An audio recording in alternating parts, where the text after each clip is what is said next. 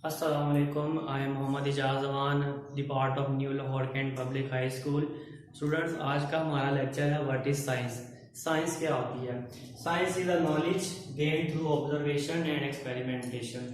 Science एक ऐसा इल्म है जो ऑब्जर्वेशन से हासिल किया जाता है, ऑब्जर्वेशन एंड एक्सपेरिमेंटेशन से हासिल किया जाता है। और ऑब्जर्वेशन जो है, किसी भी चीज़ को ऑब्जर्व करना, किसी भी चीज़ को हम 5 तरीकों से ऑब्जर्व कर सकते हैं। नंबर 1, किसी भी चीज को हम 5 सेंसेस के जरिए से ऑब्जर्व कर सकते हैं। वो 5 सेंसेस कौन कौन सी हैं? Sense of sight, sense of smell, sense of hearing, sense of taste and sense of touch. इन 5 सेंसेस के जरिए से हम किसी भी चीज को ऑब्जर्व कर सकते हैं। अब वो जो ऑब्जर्वेशन हमने कलेक्ट की होती हैं, उन ऑब्जर्वेशन को ये देखा जाता है कि ये जो ऑब्जर्वेशन हमें मिली हैं, आया कि ये ऑब्जर्वेशन ठीक है या गलत है। याद रखें, जो ऑब्जर्वेशन हम किसी भी चीज़ की इकट्ठी करते हैं या किसी भी चीज़ को जब ऑब्जर्व करते हैं तो वो हमारी ऑब्जर्वेशन गलत भी हो सकती है और हमारी ऑब्जर्वेशन ठीक भी हो सकती है। तो इसलिए ये ज़रूरी है कि ऑब्जर्वेशन को टेस्ट किया जा सके, और ऑब्जर्वेशन को टेस्ट करने के लिए हम एक्सपेरिमेंट्स परफॉर्म करते हैं। साइंटिस्ट एक्सपेरिमेंट्स डिज़ाइन करते हैं और उन एक्सपेरिमेंट्स को परफॉर्म करते हैं, ये देखने के लिए, ये चेक करने के लिए कि ये जो ऑब्जर्वेशन से हमने इंफॉर्मेशन कलेक्ट की है, ये इंफॉर्मेशन ठीक है या गलत है। तो इसीलिए साइंस की प्रॉपर डेफिनेशन बनती है, science is a knowledge gain through observation and experimentation. Science एक ऐसा इल्म है जो कि मुशाहिदात और तजर्बात से हासिल किया जाता है। अब अगर हम बात करें साइंटिस्ट की, वो पर्सन जो कि साइंस को स्टडी करता है वो साइंटिस्ट कहलाता है। साइंटिस्ट एक किसी भी साइंटिफिक प्रॉब्लम को फेस कर रहे होते हैं और साइंटिफिक प्रॉब्लम को वो सॉल्व करने के लिए एक प्रॉपर मेथड अडॉप्ट करते हैं। उस मेथड को साइंटिफिक मेथड कहा जाता है। साइंटिस्ट अपना काम एक खास रूम के अंदर, एक स्पेसिफिक रूम के अंदर परफॉर्म करते हैं।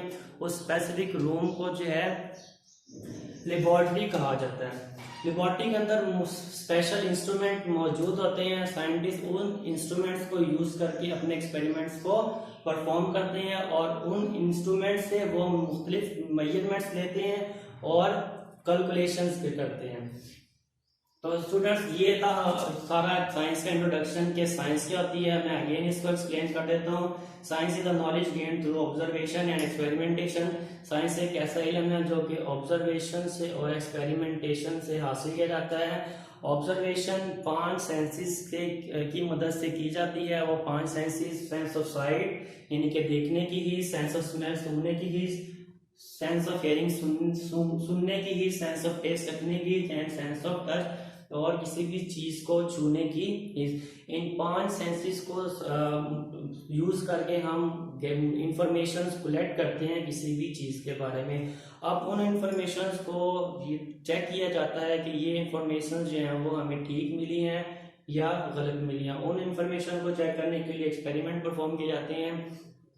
उन एक्सपेरिमेंट्स को एक खास रूम के अंदर परफॉर्म किया जाता है। उस रूम को लेबोरेटरी का नाम देते हैं। लेबोरेटरी के अंदर मुख्तलिफ किस्म के इंस्ट्रूमेंट मौजूद होते हैं मेजरमेंट्स और कैलकुलेशंस करने के लिए।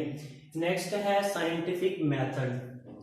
अब साइंटिस्ट को कोई भी क्वेश्चन अगर साइंटिस्ट ने सॉल्व करना होता है तो वो साइंटिस्ट उस क्वेश्चन को सॉल्व करने के लिए एक प्रॉपर मेथड अडॉप्ट करते हैं।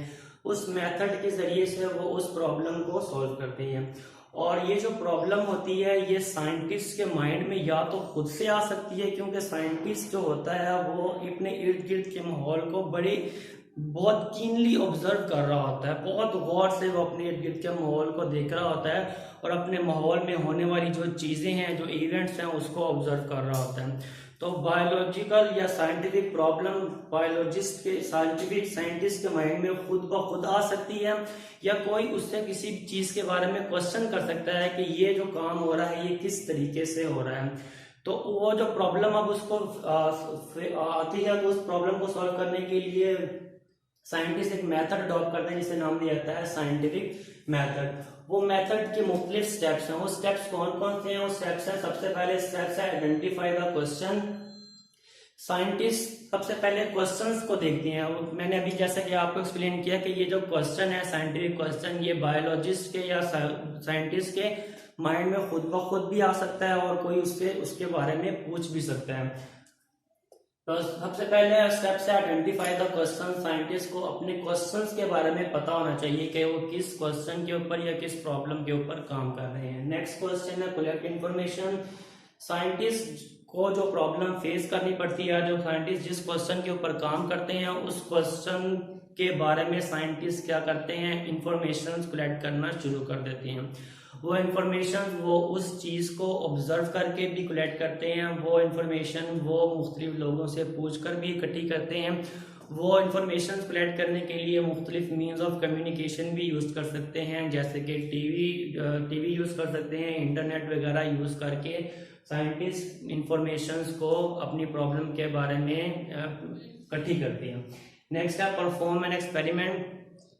साइंटिस्ट ने जो इंफॉर्मेशन कलेक्ट की होती है उस इंफॉर्मेशन को वो चेक करते हैं कि वो इंफॉर्मेशन ठीक है या गलत है। उस इंफॉर्मेशन को टेस्ट करने के लिए साइंटिस्ट एक्सपेरिमेंट्स परफॉर्म करते हैं। नेक्स्ट है रिकॉर्ड द रिजल्ट।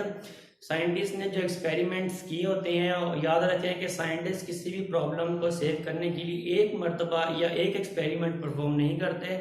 साइंटिस्ट मुख्तलिफ एक्सपेरिमेंट्स परफॉर्म करते हैं और उन एक्सपेरिमेंट्स को बार बार परफॉर्म करते हैं और सारे एक्सपेरिमेंट्स की रिजल्ट्स की एक लिस्ट बना देते हैं ताकि उनको इजीली जांचा जा सके, एनालाइज किया जा सके।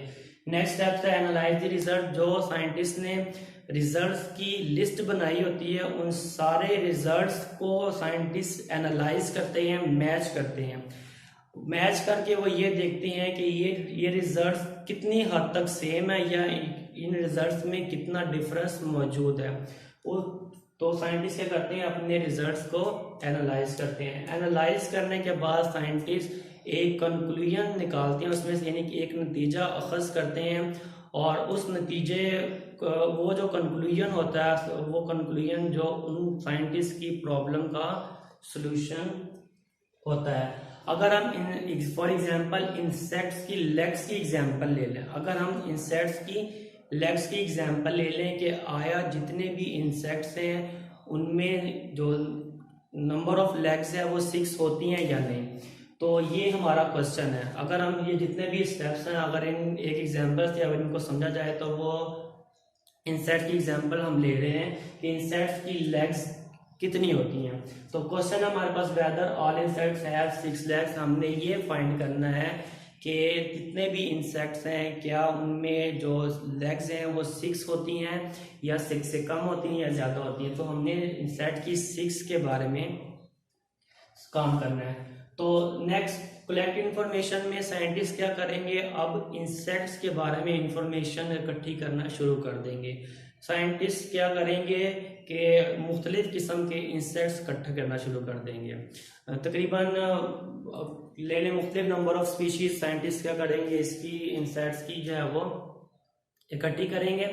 और नेक्स्ट है जी परफॉर्म एक्सपेरिमेंट।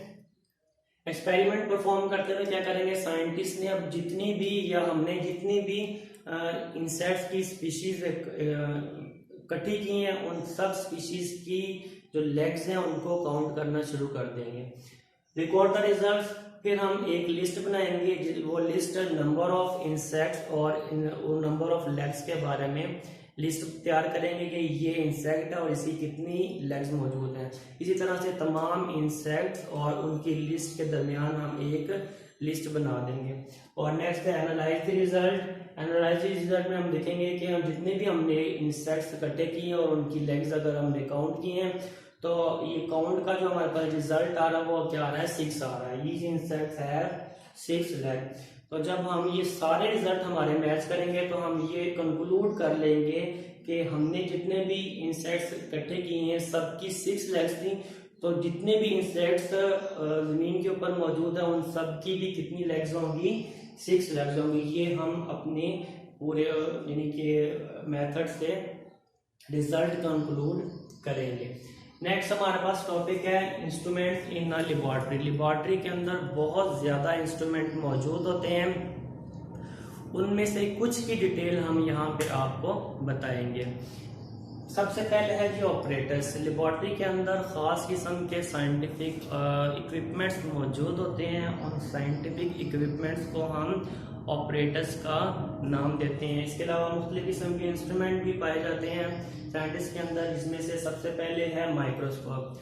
माइक्रोस्कोप एक स्पेसिफिक साइंटिफिक इंस्ट्रूमेंट है जो उन चीज़ों को देखने के लिए इस्तेमाल किया जाता है जिन्हें हम नेकेड आई से नहीं देख सकते। नेकेड आई का मतलब है कि किसी भी किस्म का लेंस लगाए बगैर हम उसको देख नहीं सकते। विदाउट लेंसेज हम उसको नहीं देख सकते। माइक्रोस्कोप काम कैसे करता है? माइक्रोस्कोप के अंदर एक ख़ास किस्म के लेंस लगे होते हैं। वो माइक्रोस्कोप उन लेंस की मदद से उन छोटी चीज़ों को जिन्हें हम देख नहीं सकते, उन छोटी चीज़ों को बड़ा करके हमें दिखाता है। उन छोटी चीज़ों के साइज़ को बहुत बड़ा कर देता है और साइज़ बड़ा होने की वजह से हम उसको क्लियरली देख सकते हैं। नेक्स्ट है हमारे पास बैलेंस। लेबॉर्ट्री के अंदर जो है बैलेंस, वो मुख्तलिफ बॉडीज़ के या जिस चीज़ के ऊपर भी हम काम कर रहे हैं उसका वेट फाइंड करने के लिए यूज़ किया जाता है। वेट को हम ग्राम्स के अंदर मेजर करते हैं और 1 किलोग्राम के अंदर हमारे पास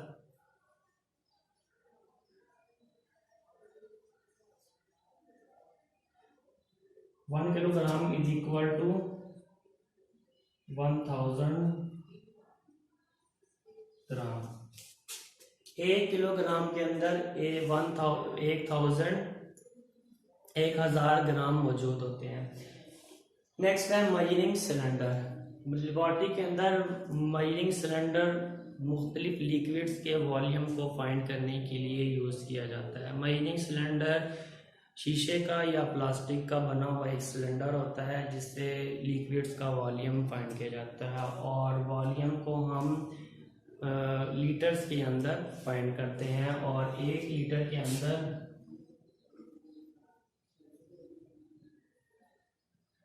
1000 मिलीलीटर मौजूद होते हैं।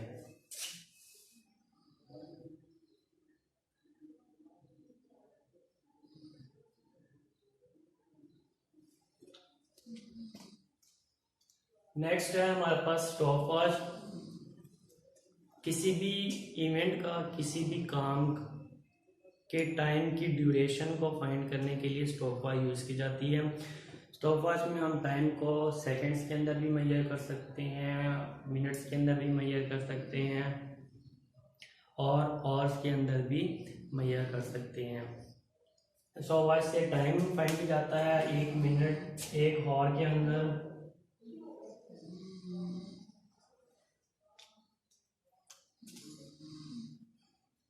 60 मिनट्स होते हैं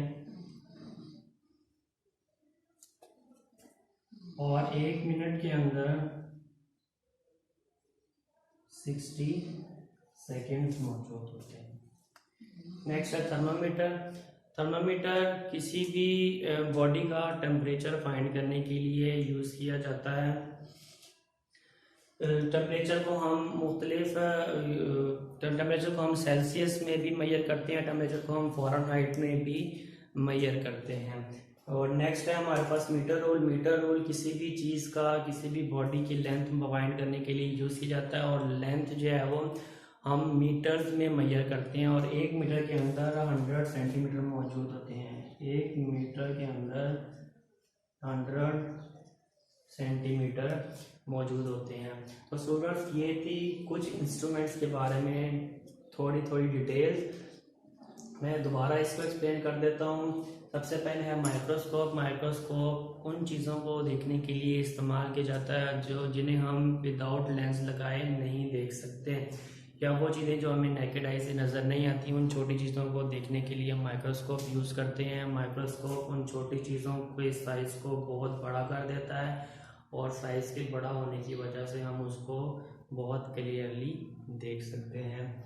और माइक्रोस्कोप छोटी चीज़ों को साइज़ को बड़ा करके दिखाने के लिए ख़ास किस्म के लेंस का इस्तेमाल करता है। नेक्स्ट है हमारे पास बैलेंस। बैलेंस लेबॉर्ट्री के अंदर किसी भी चीज़ का वेट फाइंड करने के लिए यूज़ किया जाता है और वेट को हम ग्राम्स में मेजर करते हैं। 1 किलोग्राम में 1000 ग्राम मौजूद होते हैं। नेक्स्ट है measuring cylinder. Measuring cylinder laboratory के अंदर लिक्विड्स का वॉल्यूम फाइंड करने के लिए यूज़ किया जाता है और वॉल्यूम को हम लीटर्स में मेजर करते हैं और 1 लीटर में 1000 मिलीलीटर मौजूद होते हैं। नेक्स्ट है स्टॉप वॉच। स्टॉप वॉच किसी भी काम के ड्यूरेशन का टाइम फाइंड करने के लिए, किसी भी काम का टाइम फाइंड करने के लिए कि ये काम कितने टाइम में हो रहा हो फाइंड करने के लिए हम स्टॉप वॉच यूज़ करते हैं। और टाइम हम आवर्स में, मिनट्स में और सेकंड तीनों में मेजर कर सकते हैं। 1 आवर में 60 मिनट्स होते हैं एंड 1 मिनट में 60 सेकंड मौजूद होते हैं। नेक्स्ट है थर्मामीटर। थर्मामीटर किसी भी बॉडी का टेम्परेचर फाइंड करने के लिए यूज़ किया जाता है। टेम्परेचर को हम सेल्सियस में भी मेजर करते हैं और फ़ारेनहाइट में भी मेजर किया जा सकता है। नेक्स्ट है मीटर रूल। मीटर रूल किसी भी बॉडी की लेंथ या किसी भी चीज़ की लेंथ फाइंड करने के लिए यूज़ किया जाता है। लेंथ को हम मीटर में मेजर करते हैं और 1 मीटर में 100 सेंटीमीटर मौजूद होते हैं। और लास्ट हमारा लेक्चर है safety rules of laboratory. Laboratory में जब हम काम कर रहे होते हैं तो हमें सेफ्टी की ज़रूरत होती है, क्योंकि लेबॉर्ट्री के अंदर बहुत सी ऐसी चीज़ें होती हैं जो कि हमारे लिए बहुत नुकसानदेह होते हैं। ऐसे बहुत से केमिकल्स लेबॉर्ट्री के अंदर मौजूद होते हैं जो पॉइजनस होते हैं। इसके अलावा लेबॉर्ट्री के अंदर गैस भी मौजूद होती है, गैसेस भी होती हैं जो कि पॉइजनस होती हैं, जिनकी लीकेज की वजह से और उसके पॉइजन की वजह से किसी की भी डेथ हो सकती है, कोई या किसी भी किस्म की इमरजेंसी सिचुएशन क्रिएट हो सकती है। इसके अलावा इसके अलावा ऐसे भी बहुत से मटीरियल होते हैं जो कि फायर को कैच करते हैं, तो वहाँ पे आग लगने का भी अंदेशा होता है। और भी बहुत सी प्रॉब्लम्स हो जाते हैं लेबॉर्ट्री में काम करते वक्त, इसलिए उन तमाम प्रॉब्लम से बचने के लिए हम सेफ्टी रूल्स अपनाते हैं। उन सेफ्टी रूल्स की मदद से हम अपने आप को सेफ रखते हैं। वो सेफ्टी रूल्स कौन कौन से हैं? सबसे पहले है टीचर्स परमिशन, कि टीचर की परमिशन के बगैर आप किसी भी चीज़ को हाथ ना लगाएं। स्टूडेंट्स जब लेबॉर्ट्री के अंदर आते हैं तो स्टूडेंट्स को आइडिया नहीं होता कि कौन सी चीज़ टचेबल है या कौन सी चीज़ अनटचेबल है, कौन सी चीज़ पॉइजनस है या अनपॉइजनस है, नॉन पॉइजनस है। तो इसलिए किसी भी चीज़ को टच करने से पहले टीचर्स की परमिशन लेना बहुत ज़रूरी है। सेकंड रूल है हमारे पास, सेफ्टी रूल है फॉलो टीचर इंस्ट्रक्शन। टीचर आपको जो इंस्ट्रक्शन दे आपने बस उसी को फॉलो करना है। अपनी तरफ से आप लेबॉर्ट्री के अंदर किसी भी किस्म की एक्टिविटी परफॉर्म ना करें, क्योंकि हमें नहीं पता चल रहा होता कि हम जो एक्टिविटी कर रहे हैं इसके क्या रिजल्ट्स हो सकते हैं। इसलिए ये ज़रूरी है बच्चों के लिए कि वो लेबॉर्ट्री के अंदर अपने टीचर की इंस्ट्रक्शंस को ही फॉलो करें। थर्ड वन है पुट द थिंग्स बैक। जो भी हम अपने काम किया या आप जो काम कर रहे होते हो, काम करने के बाद जहाँ से आप चीज़ को उठाएं, किसी भी इंस्ट्रूमेंट्स को उठाएं, आप प्रॉपर उसी जगह पे उसको जाके रखें ताकि लेबॉर्ट्री का जो एनवायरनमेंट है वो नीट एंड क्लीन रहे। फोर्थ वन है रिपोर्ट द डैमेज। अगर किसी भी वजह से, किसी स्टूडेंट्स की वजह से या किसी और वजह से अगर किसी भी किस्म का नुकसान हो जाता है तो या किसी भी किस्म का डैमेज हो जाता है तो उस डैमेज की रिपोर्ट जो है वो जो भी इंचार्ज होता है लेबॉर्ट्री का, उस इंचार्ज को देनी चाहिए ताकि उसको प्रॉपर तरीके से हैंडल किया जा सके। नेक्स्ट है वॉश योर हैंड्स। लेबॉर्ट्री के अंदर बहुत से केमिकल, जैसे कि मैंने पहले आपको बताया, ऐसे होते हैं जो कि डेंजरस टू योर हेल्थ होते हैं। तो उन केमिकल से जब आप डील करते हैं और डील करने के बाद हाथ थॉरली धोना बहुत ज़रूरी है ताकि उसके नुकसान से आप बचा जा सके। नेक्स्ट है don't throw things in sink. Laboratory के अंदर जब काम किए कर रहे होते हैं तो स्टूडेंट्स बहुत से ऐसे होते हैं जो कि बहुत सी चीज़ें सिंक के अंदर फेंक देते हैं या ऐसी जगह पे फेंक देते हैं जो सैनिटरी की जगह पे फेंक दिए जाते हैं। इससे क्या होती है, ब्लॉकेज हो जाती है और वो ब्लॉकेज जो है वो नुकसानदेह हो सकती है, ज़ाहिर है। तो उन चीज़ों से बचने के लिए हम सजेस्ट ये किया जाता है कि चीज़ों को सिंक के अंदर ना फेंका जाए या उन जगहों पे ना फेंका जाए जहाँ से वाटर का सारा सिस्टम जो है वो चल रहा है। 7th वन है वर्क केयरफुली।